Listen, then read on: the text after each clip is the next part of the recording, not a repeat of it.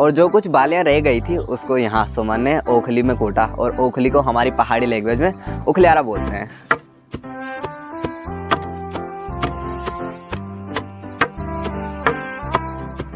जिसकी वजह से इस वाली साइड अभी धान की फसल की मड़ाई नहीं हुई है, लेकिन जिन जिन जगहों बहुत पहले ही धान की रोपाई हो गई थी उन जगहों धान की मड़ाई भी कर दी है वहाँ के लोगों ने।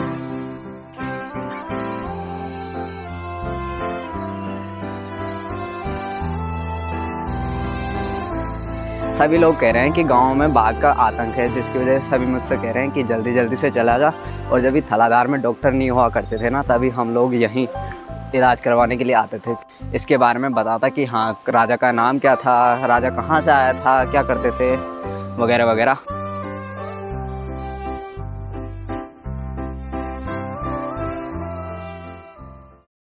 नमस्ते और स्वागत है आपका एक और मज़ेदार ब्लॉग वीडियो में। देवभूमि उत्तराखंड के एक छोटे से ज़िले टेहरी गढ़वाल के एक प्यारे से गांव सेमबासर की इन हसीन वादियों से। मेरा नाम है सुरेश चंद्र मोल्ला और आज मैं आपको ले चलने वाला हूं देवभूमि उत्तराखंड के इस खूबसूरत सफ़र पर। इस खूबसूरत सफ़र में आपको मिलेंगे नए लोग, नई जगह और एक नया अनुभव। तो चलिए आज की इस मज़ेदार ब्लॉग वीडियो को शुरू करते हैं।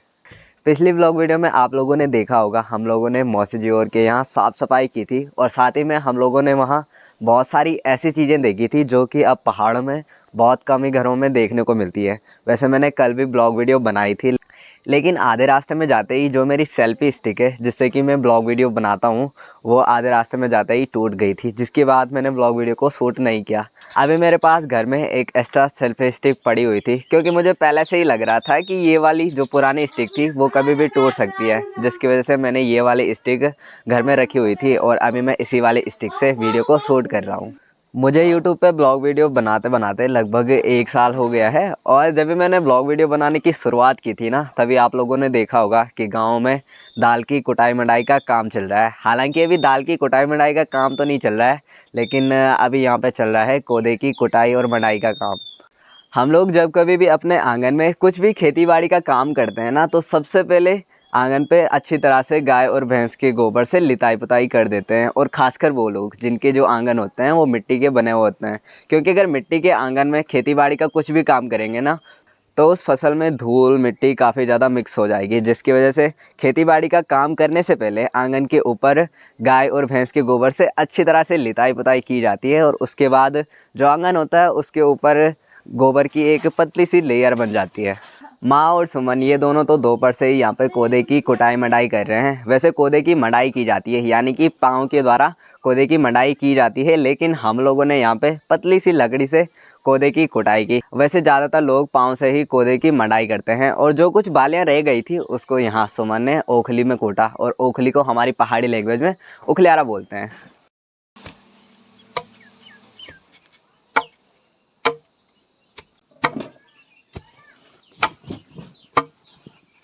और पिछली व्लॉग वीडियो में मैंने आप लोगों को एक चीज़ बताई थी जिसका नाम हम पहाड़ी लोग बोलते हैं छेणु, और कुछ लोग बोलते हैं मटेणु। और मैंने आप लोगों को बताया था ना, इसका जो यूज़ होता है वो आटा छानने के लिए तो नहीं होता है, बल्कि दाल की साफ़ सफाई करने के लिए होता है।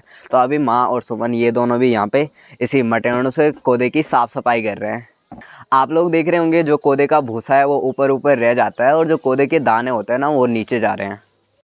और ये देखो भाई, अभी यहाँ पे कितना सारा भूसा इकट्ठा कर दिया है, ये देखो।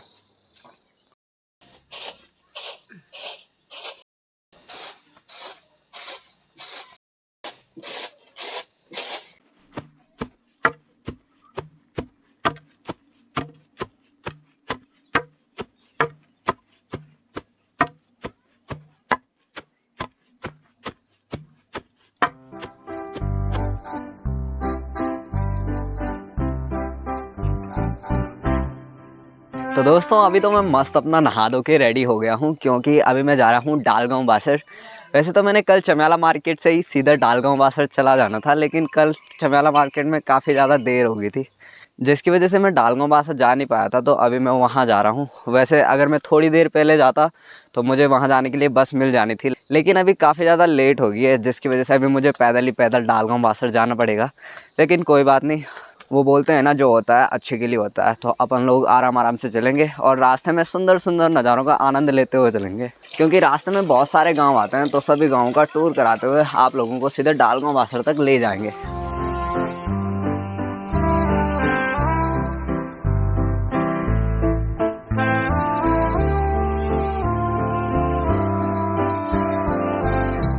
यहाँ आगे पे आपको दिखाई दे रहा होगा धान की हरी भरी फसलें लहरा रही हैं। थोड़े दिन पहले तो धान की फसल हरी हरी थी, लेकिन अभी इनमें पीलापन आ गया है, क्योंकि धान की फसल वो पकने पे आ चुकी है। और कुछ ही दिनों के बाद लोग अपने अपने खेतों में धान की मड़ाई करना भी चालू कर देंगे। जो इस वाली साइड है, इस वाली साइड लोगों ने काफ़ी देर बाद धान की रोपाई की थी, जिसकी वजह से इस वाली साइड अभी धान की फसल की मड़ाई नहीं हुई है। लेकिन जिन जिन जगहों बहुत पहले ही धान की रोपाई हो गई थी, उन जगहों धान की मड़ाई भी कर दी है वहाँ के लोगों ने।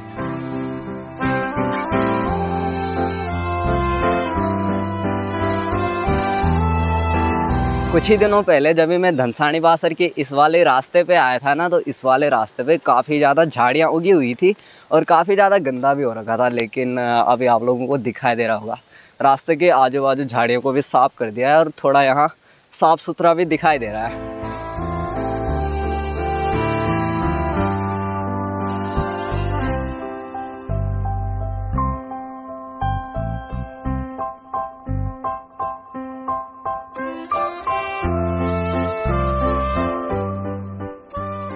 पहले गांव में तो काफ़ी ज़्यादा ऊबड़ खाबड़ रास्ते होते थे, लेकिन जब से गांव में ऐसे सीमेंट के बने पक्के रास्ते बने हैं ना, तब से लोग गाड़ी सीधे अपने घर पे ही लेके आते हैं। और अभी मामा जी ने भी यहाँ पे गाड़ी अपने घर पे ही लेके आए थे।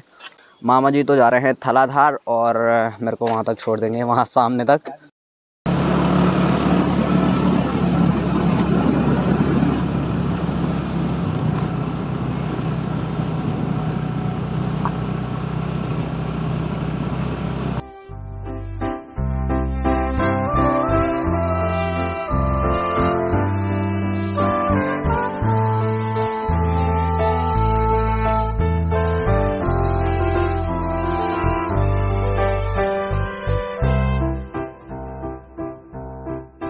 तो दोस्तों, अभी तो मैं पहुंच चुका हूं सेमा बासर की इन हसीन वादियों में। यहां सेमा बासर तक तो मुझे मामा जी ने स्कूटी पे छोड़ा और सेमा बासर में आते ही मेरे को यहाँ पे दो भाई जी मिले। और वैसे मैंने उनके साथ भी ब्लॉग वीडियो बनानी थी, लेकिन अभी अंधेरा होने वाला है, यानी कि सनसेट तो हो गया है। और आजकल यहाँ बासर पट्टी में सभी लोग कह रहे हैं कि गाँव में बाघ का आतंक है, जिसकी वजह से सभी मुझसे कह रहे हैं कि जल्दी जल्दी से चला जा। और वैसे भी मुझे अभी जल्दी जल्दी ही जाना पड़ेगा, क्योंकि सनसेट होते ही मेरे फ़ोन की जो वीडियो की क्वालिटी है ना, वो काफ़ी ज़्यादा कम आ जाती है। सेमा बासर के बिल्कुल ही बगल में यहाँ पे इस जगह का नाम बोलते हैं कटेती बासर। और जब भी थलाधार में डॉक्टर नहीं हुआ करते थे ना, तभी हम लोग यहीं इलाज करवाने के लिए आते थे। यहाँ कटेती बासर के आजू बाजू जितने भी गांव हैं ना, सभी गांव के बच्चे यहीं कटेती बासर में पढ़ाई पढ़ने के लिए आते हैं। कक्षा 1 से लेकर 8 तक की पढ़ाई बच्चे यहीं कटेती बासर में करते हैं, और आगे की पढ़ाई यानी कि 9 से लेकर 12वीं तक की पढ़ाई वहाँ सामने नौल बासर में करते हैं। इन धान की हरी भरी लहराती हुई फसलों के बिल्कुल ही नीचे पे जो आपको मंदिर दिखाई दे रहा है ना, वो है हुणेश्वर देवता का प्यारा सा मंदिर। करनाल सिंह से एक भाई जी हैं जो कि मेरी डेली ब्लॉग वीडियो देखते हैं, तो उन्होंने कमेंट किया था कि एक बारी हुणेश्वर देवता के मंदिर में ज़रूर से जाना, वहाँ की ब्लॉग वीडियो बनाना। वैसे तो मैंने आज ही सोचा था कि मैं आज हुणेश्वर देवता के मंदिर में जाऊँगा, क्योंकि आपको दिखाई भी दे रहा होगा मैंने और भी गैजेट साथ में रखे हुए हैं। लेकिन अभी सनसेट हो गया है भाई, और थोड़ी देर में अंधेरा भी हो जाएगा।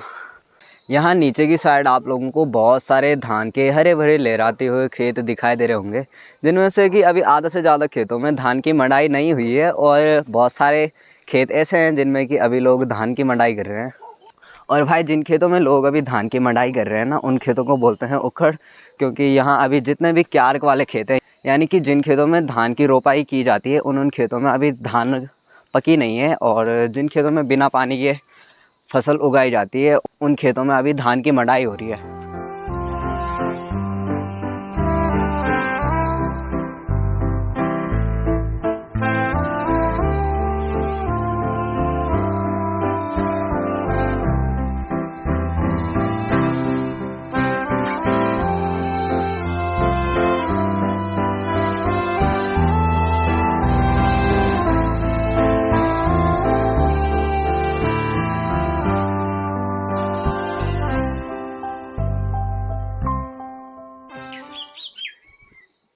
ये जो ठीक आगे पे आपको मंदिर दिखाई दे रहा है, ये है बाबा भोलेनाथ का प्यारा सा मंदिर और यहाँ का नाम बोलते हैं दयालेश्वर महादेव।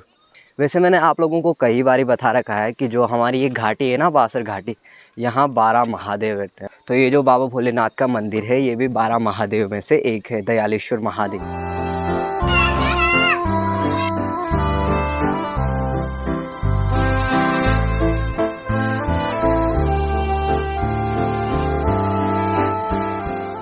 करनाल सिंह बासर के उस वाली साइड आप लोगों ने धान की हरी भरी लहराती हुई फसलें देखी होगी, लेकिन इस वाली साइड आप लोगों को दाल की हरी भरी लहराती हुई फसलें दिखाई दे रही होगी। दाल हो गया, भिन्न भिन्न तरह की दालें होगी, और कोदू हो गया, झंगोर हो गया। जैसे कि वहाँ ठीक नीचे पे जो आपको दाल दिखाई दे रही है ना, वो है तोर की दाल। और यहाँ पे बहुत सारी बेल भी हैं। ये है करेले, जिनको कि हमारी पहाड़ी लैंग्वेज में बोलते हैं चचेंडे। जैसे चचेंडे हो गए, ककड़ी हो गई, ये सब चीज़ें लोग अपने घर के बिल्कुल ही बगल में, अपने घर के बिल्कुल ही बगल वाले खेत में, जिनको कि सगवाड़े बोलते हैं, उनमें बुआई करते हैं। लेकिन यहाँ पे आपको दिखाई दे रहा होगा, जैसे कद्दू हो गया, कद्दू की बुआई भी लोग अपने घर के बिल्कुल ही बगल में करते हैं। लेकिन यहाँ देखो भाई, गांव तो उस वाली साइड है, लेकिन लोगों ने गांव से यहाँ, ये देखो। अरे भाई वाह, मुझे तो लगा केवल धनसानी बासर का रास्ता साफ हुआ है, लेकिन ज़रा यहाँ तो देखो भाई। करनाल सिंह बासर का जो ये वाला रास्ता है, इस वाले रास्ते की भी साफ़ सफाई कर रखी है। क्योंकि बीच में जब भी मैं इस वाले रास्ते से आया था ना, तो इस वाले रास्ते के आजू बाजू काफ़ी ज़्यादा झाड़ी हो रखी थी। और अभी देखो भाई, रास्ता पूरा साफ़ हो रखा है।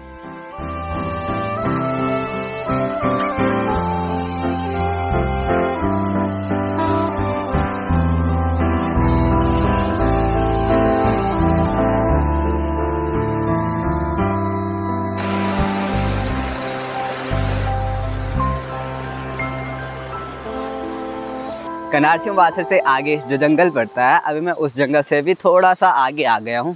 और इस जगह का नाम बोलते हैं घट घाट, घटघाट बोलते हैं या कि घटबाट बोलते हैं। उतना तो खैर मेरे को भी पता नहीं है, लेकिन इस जगह का नाम घटघाट बोलते हैं क्योंकि यहाँ पे एक छोटा सा गधेरा बह रहा है। पहले यहीं बिल्कुल ही आगे पे कुछ नेपाली लोग रहते थे, जिसकी वजह से उनके कुत्ते रखे हुए थे, जिसकी वजह से यहाँ पे काफ़ी ज़्यादा शोर शराबा होता था। लेकिन अच्छा लगता था क्योंकि उनके कुत्ते रखे हुए होते थे ना, तो कुत्ते की भौंकने की आवाज़ पूरे जंगल में गूंजती रहती थी। लेकिन भाई जब से वो लोग यहाँ से गए हैं ना, तब से यहाँ पे थोड़ा सुनसान सा लग रहा है। केवल गधेरे की आवाज़ सुनाई दे रही है और जंगल में जो निन्यारो नहीं होता, मैंने आप लोगों को बता रखा है, उसकी आवाज़ें सुनाई दे रही है। वो ठीक सामने रहा करनाल सिंह बासर का प्यारा सा गांव, और गांव के बिल्कुल ही नीचे पे यहाँ पे ये आपको बिल्कुल ही छोटा सा पहाड़ दिखाई दे रहा होगा। पहले मुझे दादी ने बताया था कि जितने भी ये छोटे छोटे पहाड़ होते हैं ना, इनको राजाओं के गढ़ बोलते हैं। और ये वाला जो पहाड़ है, ये भी राजा का गढ़ हुआ करता था। अगर दादी जी ने मेरे को इन चीज़ों के बारे में और भी बताया होता, तो मैं आप लोगों को भी ज़रूर से इसके बारे में बताता कि हाँ, राजा का नाम क्या था, राजा कहाँ से आया था, क्या करते थे, वगैरह वगैरह। लेकिन मेरे को केवल इतनी ही कहानी पता है भाई। अगर आप लोगों को पता हो तो ज़रूर से बताएं। तो चलो भाई, फाइनली अभी मैं पहुंच चुका हूं सड़क पे, यानी कि भदेठी बैंड पे। यहीं ठीक आगे पे भदेठी बैंड पे जितनी भी दुकानें हैं ना, सभी दुकानें इसी वाले मोड़ के थोड़ा सा आगे पे है। वैसे जब से सड़क आई है ना, तो ज़्यादातर लोग सड़क से ही आते जाते हैं, खासकर वो लोग जिनके पास गाड़ियाँ हैं। लेकिन जिनके पास गाड़ियाँ नहीं है ना, वो लोग भी अब बहुत कम ही पैदल आते जाते हैं, क्योंकि पहले इस वाले रोड पे गाड़ियाँ वगैरह नहीं आती थी, यानी कि उतनी ज़्यादा नहीं आती थी। जिनकी अपनी पर्सनल गाड़ियाँ होती थी ना, केवल वो वाली गाड़ियाँ ही इस वाली सड़क पे आती जाती रहती थी। लेकिन अब इस वाली सड़क पे विश्वनाथ सेवा चालू हो गई है। पहले तो केवल यहाँ एक ही बस आया करती थी, लेकिन अभी यहाँ दो बस आई करती हैं। एक बस 12 बजे आती है और एक बस शाम के 3 बजे आती है।